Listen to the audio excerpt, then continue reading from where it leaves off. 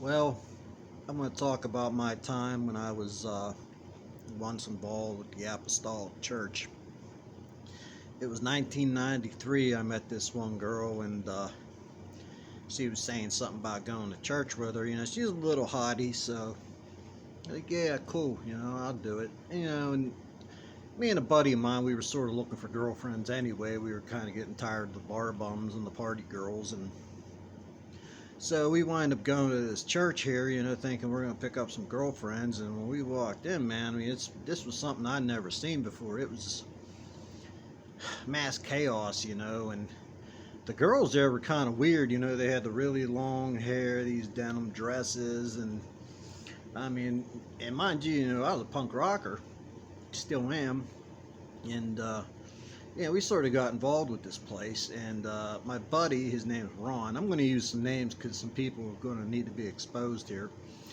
But he made the mistake of telling them his personal problems, and they used that against him. And they tried that shit with me, though, but I didn't really say too much on it. And they'd come up to me and be like, well, God told me something about you. I'm like, oh, really? And tell me. Well, I can't tell you because it'll freak you out. It's like, yeah, bullshit.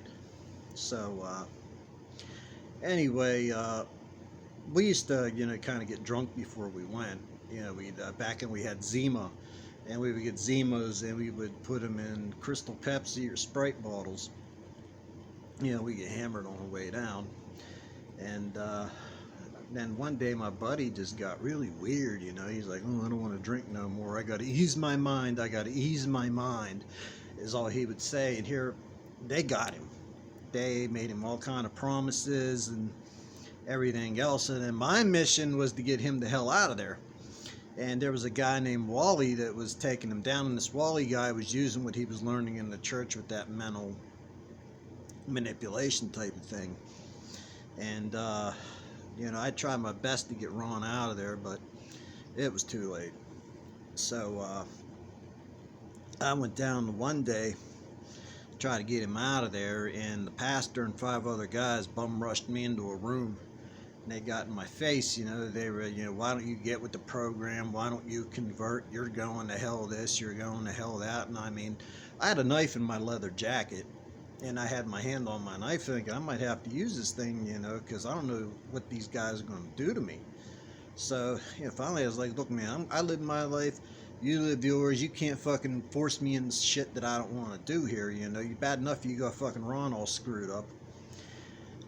So I got out of there, never looked back. But a few months before that happened, I'd met another girl, and I don't know how this happened though, but she was homeless. Her dad was raping her. I got her out of there, and since she was from Uniontown, where this church is, it's called Calvary Apostolic. Somehow we went down there the one day, and this one family said they'd take her in. So she went with them, and the guy, his name was Stan, and he'd drop her off at my house in the morning and shit. And one day, this girl name was Donna. She goes, you got to come pick me up at this other girl's house. I'm like, well, where the hell is it? Here it was like somewhere in Connellsville. So I went down to pick her up, and we were on the way back. I'm like, who's this chick you're staying with? She goes, well, her name's Chris, and Stan hangs out with her all the time, and I didn't really think much, put 2 and 2 together there.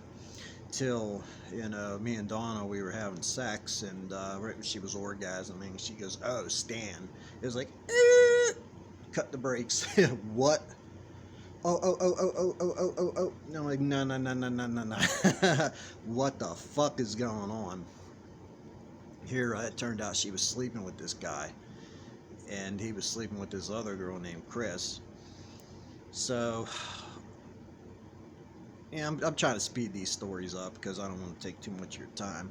So the one day Donna wasn't around. She left some of her stuff there, and I went down. I was cleaning this stuff up, and I was finding all kind of jewelry. And when I talked to Donna, I'm like, man, where's the fuck's this jewelry coming from? She goes, oh, I stole it from my mother. And I'm thinking, oh, okay, you know, after all the shit that happened to you, you know, I don't blame you, you know, payback, justice, you know, whatever. I come from the streets, so I really don't, you know, someone fucks you, you know, you got a right to fuck them back, you know. So here it turned out Donna had stolen this from my friend Ron's girlfriend when she spent the night there, and she got arrested for it. She got charged with larceny.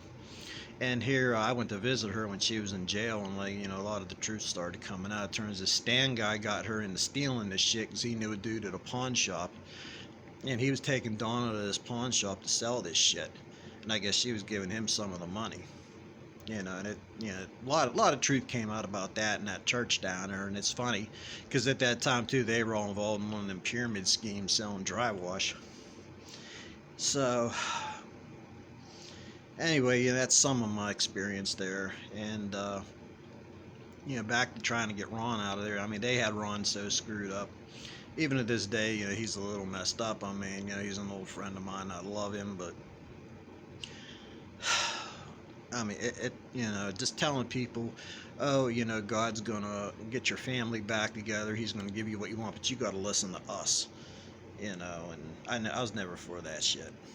So, and you know, if you ask me, you know, I think there's a lot of other shit that goes on in these churches, and the FBI really needs to get involved. You know, law enforcement. They need to start investigating these people thoroughly, because I mean, a lot of them are really good manipulators and liars. You know, they can do something and they can just lie their way out of it. You know, I mean, only time, you know, we've really lied in the street, you know, a cop comes and gets you and you lie to the cops and, you know, authority and everything else there. But these people are damn smooth about it. You know, I've never met such professional liars, you know, and they continue to run these churches, you know. And I was watching other videos of the Apostolic Church and what they do to their kids.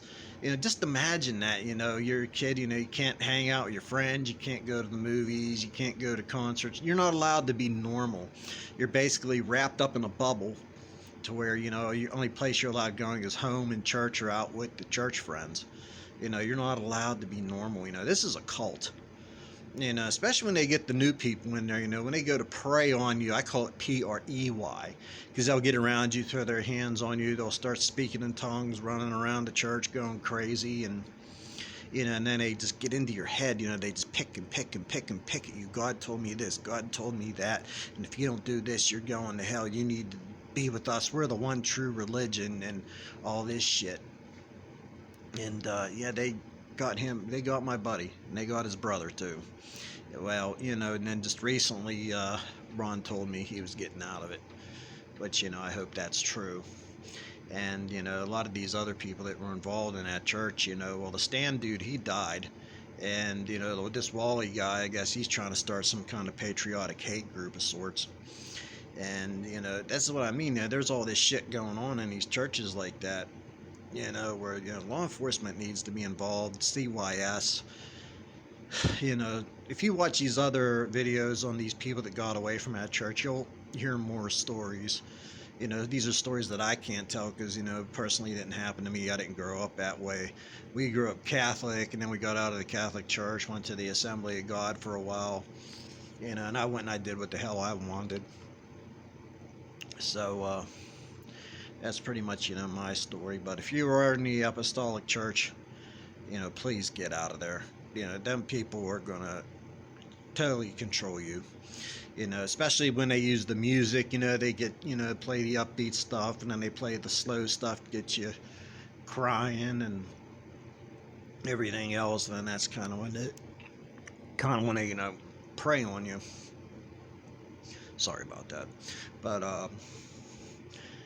and then they play that slow music, you're crying, you know, and everybody's, you know, picking at you and everything else, trying to get into your head. And then, you know, around that time too, you know, can you pull out your checkbooks and wallets, and if you donate X amount of money, God's going to bless you and all this stuff. And, you know, give us $100, $1,000, or whatever you can.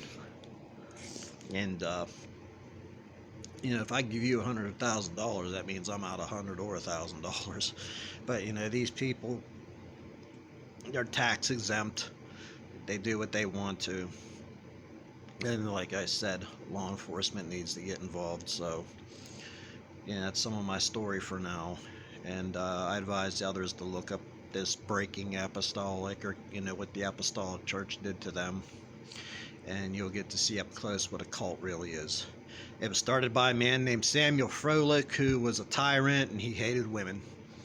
And he started a religion where the women are basically, made to look like prudes, so, men can't lust after them.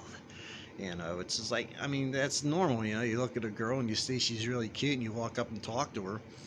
Not in this church. You do that, they got to have like 100 chaperones around, and like, oh my God, you might kiss her. Everybody's going to have sex. A man and a woman get together, a boy and a girl get together. They're going to have sex. They are so sex driven and so sex obsessed. And if you look at some of these other things, there's been a lot of, child molestation in these churches too. These are the people that tell you no sex, no sex, no sex, but they're the ones out doing it. And again, law enforcement, the FBI, and the feds need to really get involved with these churches and look into this shit. It's time these churches stop being protected. I know it's separation of church and state, which is a good thing. Better that than convert or die, or convert or be beaten. But at the same time, law enforcement needs to look into some of this crap, especially with the money and the abuse and everything else. So, that's all I got to say for now. Cheers, I'm out.